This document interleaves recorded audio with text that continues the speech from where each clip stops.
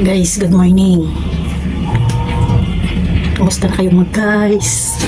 Ayan, isa naman tayong araw. Kailangan tayong maka-upload. So, nagsatanong nga pala sa akin guys kung ano ang mukha pag walang filter. Bakit ba interesado kayo sa mukha kung walang filter? Ayan, ang tunay kong mukha. Ayan, ang ilong. Ayan, hindi pinagpala. Ayan.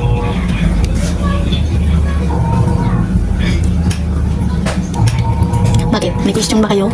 Bakit ang mukha niyo ba perfect? Ayan o. Open botas. Malaking singawan ng hangin. Bakit? May reklamo? Lagay sa barangay. Saka guys, wala kayong paki kung gumagamit ng filter. Nilagay yun dyan para ang mga tao hindi magmukhang unggoy habang nagla-live.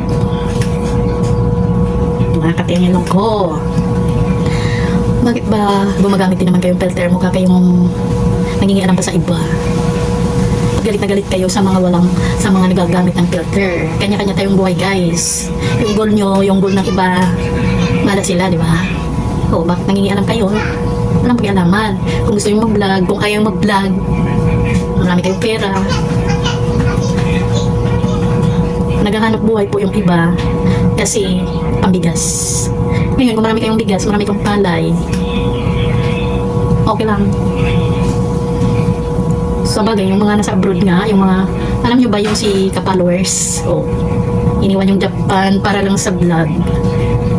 Tapos may question kayo sa maliit na content creator. Maliit pa yung bahay ko, may question nyo na. Kapang sahod kayo, tayong bitahe.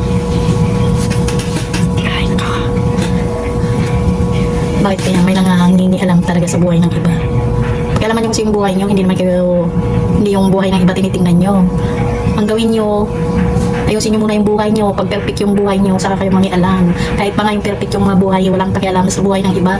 Buhay ng iba, kahit anong gawin, wala ka na doon. Grabe yung mga flip head.